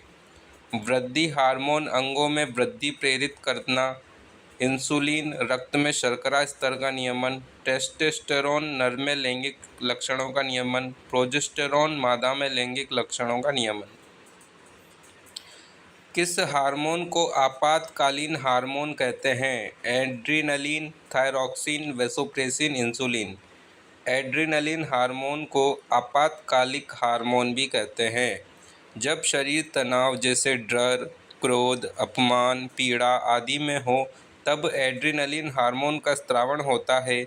आपातकालीन परिस्थितियों में यह शरीर को सामान्य अवस्था में लाने में सहायता करता है, इसलिए इसे जीवन रक्षक हार्मोन भी कहते हैं। एड्रीनलिन हार्मोन, आपातकालीन हार्मोन, जीवन रक्षक हार्मोन। निम्नलिखित में से कौन सा हार्मोन अग्नाशय द्वारा स्रावित नहीं किया जाता है? Glucagon, insulin, relaxin, somatostatin. Relaxin hormone अग्नाशय द्वारा स्रावित नहीं किया जाता है। यह हार्मोन गर्भावस्था में अंडाशय, गर्भाशय व अपरा में उपस्थित रहता है। यह प्यूबिक सिम्फाइसिस को मुलायम व गर्भाशय ग्रीवा को चौड़ा करता है ताकि बच्चा आसानी से पैदा हो जाए। रिलैक्सिन हार्मोन अग्नाशय द्वारा स्रावित नहीं किया जाता है। ग्लूकागॉन, इंसुलिन, सोमेटोस्टेनिन अग्नाशय द्वारा स्रावित होते हैं। मानव शरीर की सबसे बड़ी मिश्रित ग्रंथि है थाइमस, यकृत, अग्नाशय या प्लीहा। अग्नाशय शरीर की सबसे बड़ी मिश्रित ग्रंथि है। अग्नाशय या पैंक्रियाज। इसमें दो तरह का स्राव, अंतः एवं बहिस्राव होता है। इन्हीं में बिखरी हुई असंख्य सूक्ष्म अंतःस्राव ग्रंथियों का समूह लैंगरहैंस द्वीप कहलाता है। यह अल्फा, बीटा, डेल्टा या गामा कोशिका से बनी है। वृषण तथा अंडाशय भी मिश्रित ग्रंथि का उदाहरण है। अग्नाशय का एंडोक्राइन कार्य किसके द्वारा किया जाता है? अग्नाशय का एंडोक्राइन कार्य किसके द्वारा किया जाता है? गुच्छ कोष्ठक कोशिका, पुटक कोशिकाएं, आइलैंड ऑफ लैंगरहैंस कोशिकाएं या आइलैट्स ऑफ लैंगरहैंस कोशिकाएं। आइलैट्स ऑफ लैंगरहैंस कोशिकाएं। अल्फा कोशिका ग्लूकेगॉन, बीटा कोशिका इंसुलिन मधुमेह रोग में अपर्याप्त मात्रा में बनते हैं। डेल्टा कोशिका सोमेटोस्टेनिन और FF या PP कोशिका पैंक्रियाटिक पॉलीपेप्टाइड। निम्न में से कौन सी ग्रंथि मानव शरीर की एक अंतःस्रावी ग्रंथि है? पीयूष ग्रंथि, लाल ग्रंथि, यकृत या लेक्राइमल। पीयूष ग्रंथि मानव शरीर की एक अंतःस्रावी ग्रंथि है। शरीर की सबसे छोटी अंतःस्रावी ग्रंथि कपाल की स्फीनाइड हड्डी के सेला टर्सिका में स्थित। इसमें STH, TSH, ACTH, FSH, LH, LTH तथा MSH हार्मोन स्रावित होते हैं। इसे मास्टर ग्रंथि भी कहते हैं।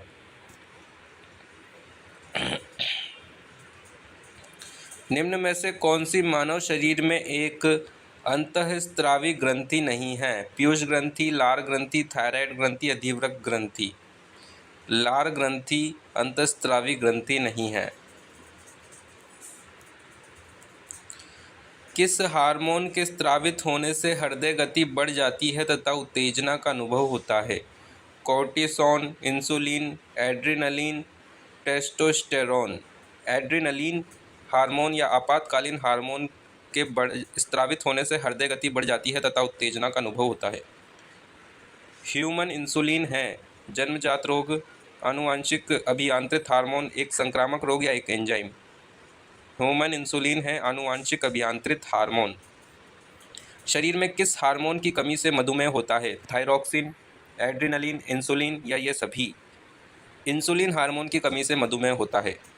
वृद्धि हार्मोन का स्रावण किसके द्वारा होता है? Thyroxine, pituitary, secretin, adrenal. वृद्धि हार्मोन का स्रावण पिट्यूटरी के द्वारा होता है। वृद्धि हार्मोन का स्रावण पिट्यूटरी के द्वारा होता है। मानव शरीर में इंसुलिन का संश्लेषण होता है यकृत में, थायराइड में, अग्नाशय में या छोटी आंत में? अग्नाशय में। मानव शरीर में इंसुलिन का संश्लेषण अग्नाशय में होता है। एड्रिनल ग्रंथि के लिए सत्य कथन है। एड्रिनल ग्रंथि को फोरेस ग्रंथि कहते हैं। S salt, sugar, sex, stress. इस ग्रंथि से स्रावित हार्मोन को लड़ो या मरो हार्मोन कहा जाता है। एड्रिनल ग्रंथि से स्रावित हार्मोन लड़ो या मरो हार्मोन है। एड्रिनल ग्रंथि को फोरेस ग्रंथि कहते हैं। Salt, sugar, sex, stress. अगर अग्नाशय में खराबी हो तो क्या होगा? पाचन क्रिया ठीक नहीं होगी, इंसुलिन और ग्लूकागोन नहीं बनेंगे। अगर अग्नाशय में खराबी हो तो इंसुलिन और ग्लूकागोन नहीं बनेंगे। हार्मोन उत्पादन से संबंधित एक फलन है हाइपोथैलेमस। पोन्स, समुद्री घोड़ा या मज्जा? हाइपोथैलेमस हार्मोन उत्पादन से संबंधित एक फलन है।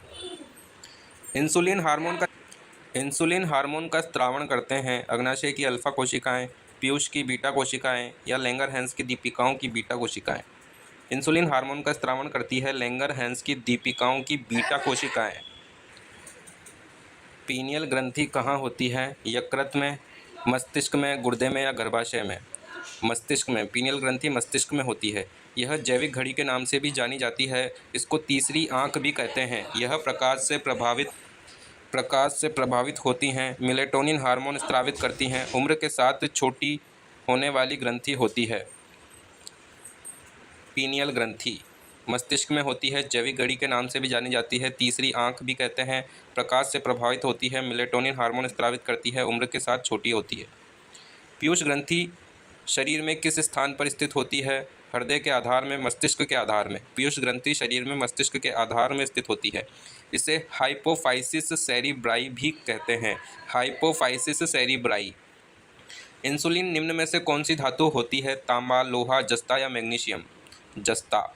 इंसुलिन में जिंक पाया जाता है। यह अग्नाशय के बीटा कोशिका से स्रावित होता है। इंसुलिन में जस्ता धातु होती है। निम्न में से कौन सी ग्रंथि सबसे बड़ी है? यकृत, पीयूषिका, पिट्यूटरी, आउटू ग्रंथि, थायराइड ग्रंथि या अग्नाशय? यकृत ग्रंथि सबसे बड़ी है। पित्त का स्त्रावण, अमीनो अम्ल का डीएमिनेशन, यूरिया का संश्लेषण, उत्सर्जी पदार्थों का बहिष्कार, विषैले पदार्थों से विषहरण इत्यादि। शरीर के सबसे बड़ी अंतःस्रावी ग्रंथि थायराइड ग्रंथि है। एक मधुमेह रोगी में किसके द्वारा शर्करा की जांच की जा सकती है? ELISA test, Dennis test, Benedict test या बारफोर्ड टेस्ट? एक मधुमेह रोगी में बेनेडिक्ट टेस्ट द्वारा शर्करा की जांच की जा सकती है। आंत्र उपकला में श्लेष्मा स्रावित करने वाली कोशिकाएं हैं बीटा कोशिकाएं, टी कोशिकाएं, गोबलेट कोशिकाएं या बर्सा कोशिकाएं? गोबलेट कोशिकाएं आंत्र उपकला में श्लेष्मा स्रावित करने वाली कोशिकाएं हैं। सरल स्तंभाकार होती हैं जो उपकला कोशिकाओं के आकार की होती हैं, जो जेल बनाने वाली म्यूकिन को स्रावित करती हैं। गोबलेट कोशिकाएं। भोजन में आयोडीन की कमी से जनित होता है स्थूलता, रक्तक्षीणता, रिकेट्स या घेंघा? आयोडीन की कमी से घेंघा रोग होता है। थायराइड ग्रंथि के आकार में बहुत वृद्धि हो जाती है जिससे गर्दन फूल जाती है। आयोडीन की पूर्ति आयोडीन युक्त नमक, मछली व हरी पत्तेदार सब्जियां खाने से होती है। मानव मादा द्वारा स्रावित दो गोनेडोस्ट्रोपिन हैं FSH और LH। मानव मादा द्वारा स्रावित दो गोनेडोट्रोपिन हैं FSH और LH। ये दोनों आतर्व चक्र के मध्य लगभग 14वें दिन अपनी उच्चतम स्तर को प्राप्त करते हैं। FSH और LH मानव मादा द्वारा स्रावित 2 गोनेडोट्रोपिन हैं। क्रिया हार्मोन को सुमेलित कीजिए। रक्त में ग्लूकोज के स्तर को बढ़ाता है ग्लूकागोन। रक्त में कैल्शियम स्तर को बढ़ाता है पैराथॉर्मोन। शरीर की जैविक नियतकालिकता को नियंत्रित करता है मेलाटोनिन। शरीर की जैविक नियतकालिका को नियंत्रित करता है और जल तथा वैद्युत समस्थैतिक को नियंत्रित करता है एल्डोस्टेरोन। एल्डोस्टेरोन जल तथा वैद्युत समस्थैतिक को नियंत्रित करता है। मानव शरीर में सबसे बड़ी ग्रंथि कौन सी है? लीवर है। थायराइड सबसे बड़ी अंतःस्रावी ग्रंथि है। सबसे बड़ी ग्रंथि लीवर है और सबसे बड़ी अंतःस्रावी ग्रंथि थायराइड है। मानव शरीर में सबसे बड़ी ग्रंथि कौन सी है? लीवर, थायराइड, पीयूष या लाल ग्रंथि? लीवर। स्तंभ 1 में दिए गए हार्मोन तथा 2 में दिए गए अंतःस्रावी कोशिकाओं का मिलान कीजिए। अल्फा कोशिकाएं ग्लूकागोन, बीटा कोशिकाएं इंसुलिन, लीडिंग कोशिकाएं टेस्टोस्टेरोन और सर्टोली कोशिकाएं इनहिबिन। अल्फा कोशिकाएं ग्लूकागोन, बीटा कोशिकाएं इंसुलिन, लीडिंग कोशिकाएं टेस्टोस्टेरोन, सर्टोली कोशिकाएं इनहिबिन। मनुष्य के शरीर की वह ग्रंथि जो एंजाइम और हार्मोन दोनों स्रावित करती है, अग्नाशय या पाचक ग्रंथि। अग्नाशय या पाचक ग्रंथि मनुष्य के शरीर की वह ग्रंथि है जो एंजाइम तथा हार्मोन दोनों स्रावित करती है। सोने जागने से संबंधित चक्र नियमित रखे जाते हैं प्रोजेस्टेरोन द्वारा, मेलाटोनिन द्वारा। मेलाटोनिन द्वारा सोने जागने से संबंधित चक्र नियमित रखे जाते हैं मेलाटोनिन द्वारा। पीनियल ग्रंथि के संबंध में गलत कथन चुनिए। पीनियल ग्रंथि मेलाटोनिन स्रावित करता है, मध्य मस्तिष्क से जुड़ा होता है, शरीर की दैनिक लय का नियमन करता है, मासिक चक्र वर्णकता में महत्वपूर्ण भूमिका नहीं निभाता है। पीनियल ग्रंथि। ऑक्सीटोसिन के कार्यों का चयन कीजिए। ऑक्सीटोसिन चिकनी पेशी कोशिकाओं का संकुचन करता है और दुग्ध निष्कासन का कार्य करता है। ऑक्सीटोसिन चिकनी पेशी कोशिकाओं का संकुचन और दुग्ध निष्कासन। मीबोमियन ग्रंथि किसमें स्थित होती है? आँख में होती है। मीबोमियन ग्रंथि आँख में स्थित होती है। मीबोमियन ग्रंथि आँख में स्थित होती है। मानव शरीर में निम्नलिखित हार्मोनों में से कौन सी रक्त कैल्शियम और फास्फेट का विनियमित करता है? ग्लूकेगॉन वृद्धिकर हार्मोन, परावटू हार्मोन, थायरॉक्सिन। परावटू हार्मोन मानव शरीर में रक्त कैल्शियम और फास्फेट को विनियमित करता है। परावटू हार्मोन। मीबोमियन ग्रंथि आँख में स्थित होती है। निम्नलिखित में से कौन सा हार्मोन स्तन ग्रंथियों से दुग्ध का स्राव होने में भूमिका निभाता है? Adrenaline, thyroxine, progesterone, oxytocin. दुग्ध का स्राव होने में भूमिका निभाता है प्रोजेस्टेरोन।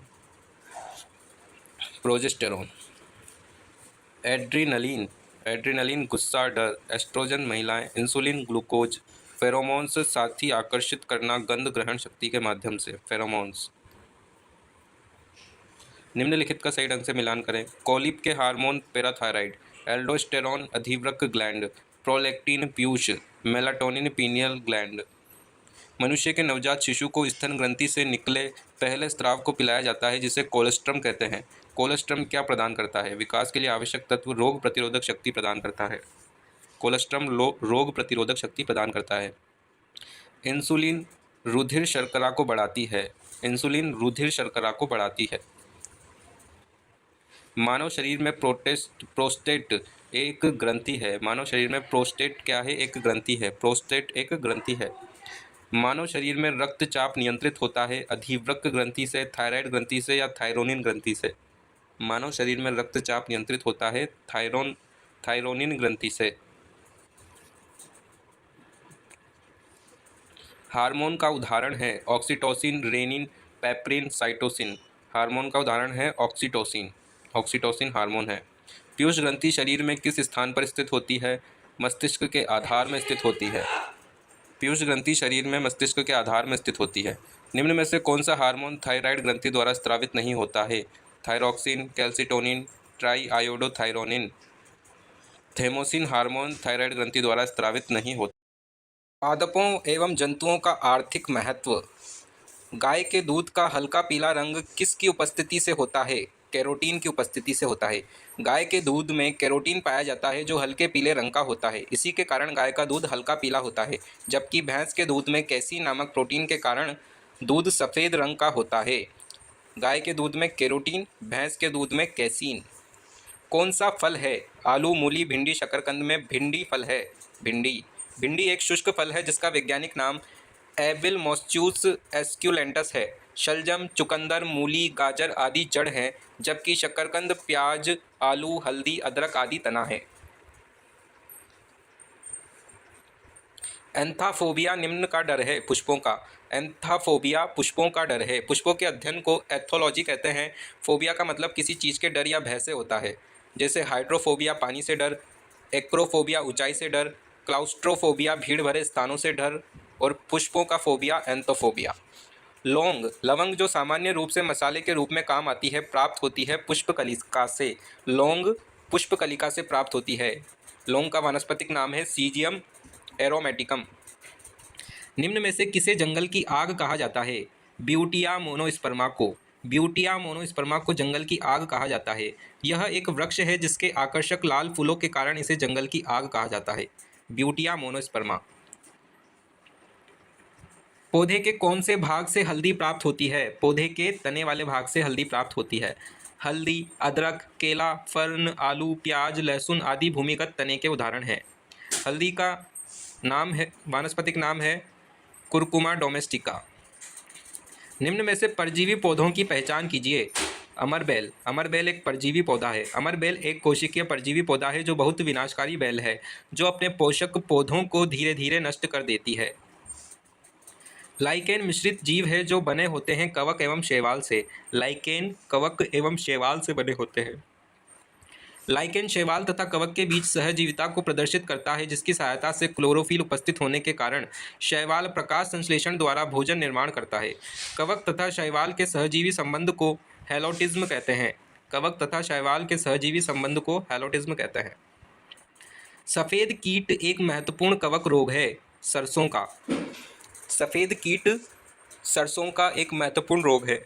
कवक रोग है। इस रोग का जनक एल्बुगो कैंडिडा है। यह कवक सरसों को खराब करता है। यह रोग राई सरसों में अधिक देखने को मिलता है। सरसों के अन्य रोग हैं अंगमारी रोग, तुला सीता रोग, तना सड़न रोग और छाछिया रोग। अदरक का तना जो मिट्टी में उगता है और खाद्य का संग्रहण करता है, वह कहलाता है प्रकंद। अदरक का तना जो मिट्टी में उगता है और खाद्य का संग्रहण करता है, प्रकंद कहलाता है।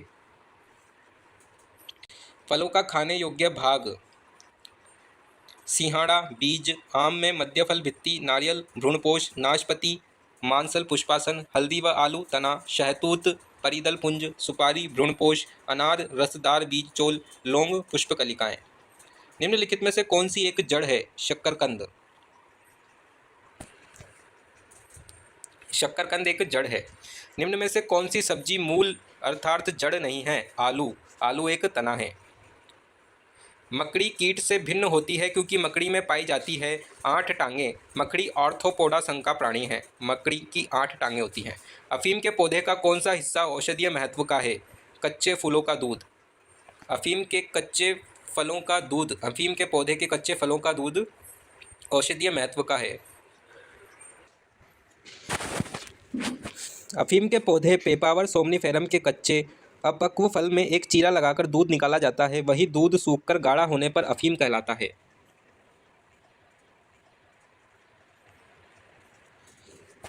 अदरक का तना जो मिट्टी में उगता है और खाद्य का संग्रहण करता है, वह प्रकंद कहलाता है। फलों का खाने योग्य भाग। सिंगाड़ा, बीज, फलों का दूध है। निम्नांकित में से कौन सा जोड़ा सुमेलित है? टिक्का रोग मूंगफली। टिक्का रोग मूंगफली में होता है। काला कीट रोग गेहूं में होता है। रेड रोट रोग गन्ना में होता है। श्वेत कीट रोग राई में होता है और सरसों। श्वेत कीट राई और सरसों के प्रमुख रोग हैं। काला कीट गेहूं में होता है, रेड रोट गन्ना में होता है और टिक्का रोग मूंगफली में होता है। उस पौधे का नाम बताइए जिससे चरस एवं भांग प्राप्त होती है। हेम्प। गांजे के पौधे का वानस्पतिक नाम कैनाबिस सैटिवा है। कैनाबिस के पौधे से गांजा, चरस, भांग जो मादक और चिकित्सोपयोगी द्रव्य तथा फल, बीज, तेल और हेम्प प्राप्त किए जाते हैं। कौन सा पौधा परजीवी या मृतजीवी है? मशरूम है।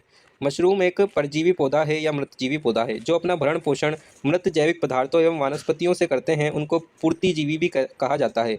उदाहरण मशरूम कवक पर निर्भर करता है और वहीं से पोषण प्राप्त करता है। मिर्च में तीखापन किसकी उपस्थिति के कारण होता है? कैप्साइसिन के कारण होता है। मिर्च में तीखापन कैप्साइसिन के कारण होता है। कैप्सिसिन जीभ और त्वचा पर पाई जाने वाली नसों पर असर करता है। इससे जलन और गर्मी का एहसास होता है। निम्न में से कौन सी दवा पादप की छाल से प्राप्त की जाती है? कुनैन। कुनैन पादप की छाल से प्राप्त की जाती है। टर्मिनेलिया अर्जुन वृक्ष एवं सदाबहार पादप सिनकोना की छाल मलेरिया ज्वर के उपचार में प्रभावी होती है, जिसे कुनैन या क्विनिन के नाम से जाना जाता है।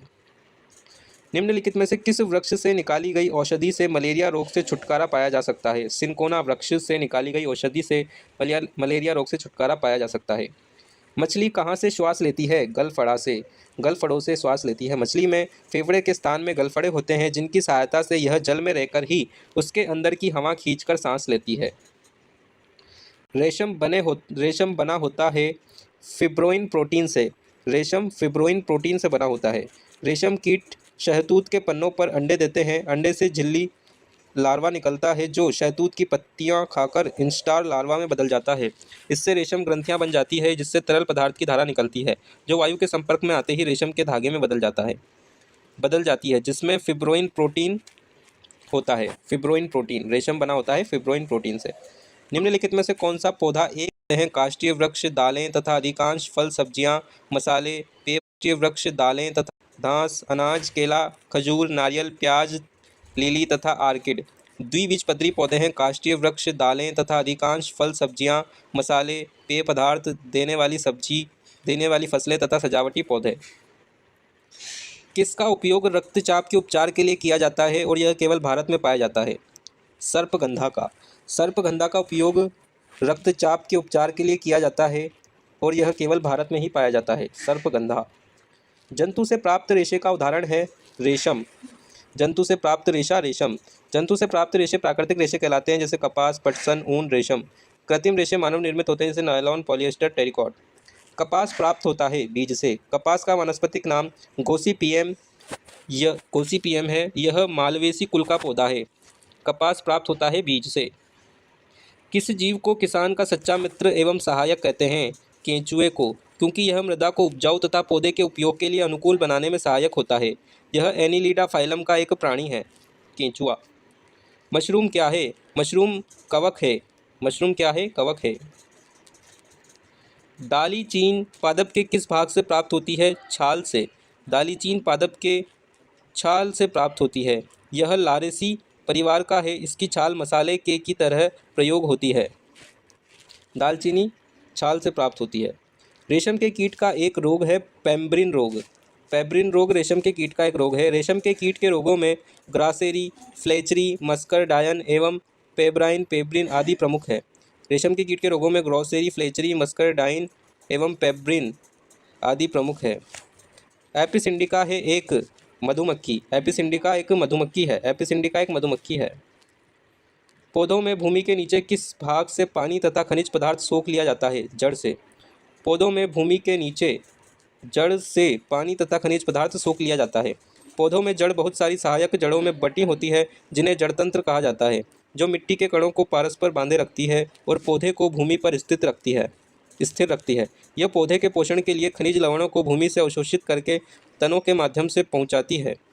दो प्रकार की होती है, मूसलाधार जड़, रेशेदार जड़। हल्दी में पाया जाने वाला प्राकृतिक रंजक है करक्यूमिन। हल्दी में पाया जाने वाला प्राकृतिक रंजक है करक्यूमिन। हल्दी में उड़नशील तेल 5.8%, प्रोटीन 6.3%, द्रव्य 5.1%, खनिज द्रव्य 3.5%, कार्बोहाइड्रेट 68.4% के अतिरिक्त करक्यूमिन नामक पीत रंजक द्रव्य विटामिन ए पाए जाते हैं। टमाटर सॉस में प्रयोग में आने वाला संरक्षक है सोडियम बेंजोएट। सोडियम बेंजोएट टमाटर सॉस में प्रयोग आने वाला संरक्षक है। बाजार के अचार, टमाटर सॉस आदि को सुरक्षित रखने के लिए सोडियम बेंजोएट मिलाया जाता है। बाजार के अचार, टमाटर सॉस आदि को सुरक्षित रखने के लिए सोडियम बेंजोएट मिलाया जाता है। बॉस इंडिकस किसका वैज्ञानिक नाम है? गाय का। बॉस इंडिकस गाय का वैज्ञानिक नाम है। मच्छर किस संघ के जंतु हैं?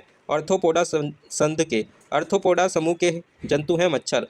जीवाणु नीली हरी शैवाल किस जगत में सम्मिलित है? मोनेरा जगत में। जीवाणु और नीली हरी शैवाल मोनेरा जगत में सम्मिलित हैं। गर्म रुधिर वाले जंतु वे होते हैं जो अपने शरीर के तापमान को हमेशा एक सा बनाए रखते हैं। गर्म रुधिर वाले जंतु वे होते हैं जो अपने शरीर के तापमान को हमेशा एक से बनाए रखते हैं, अर्थात इनके शरीर का तापमान बाह्य वातावरण के तापमान परिवर्तन के साथ नहीं बदलता है। इसमें स्तनधारी वर्ग के जीव जंतु आते हैं। किस वर्ग के पौधों को पादप जगत के उभयचर कहा जाता है? ब्रायोफाइट्स को कहा जाता है। ब्रायोफाइट्स पौधों को पादप जगत के उभयचर कहा जाता है। निषेचन के पश्चात एक विकसित व परिपक्व अंडाशय को कहते हैं फल। निषेचन के पश्चात एक विकसित एवं परिपक्व अंडाशय को फल कहते हैं।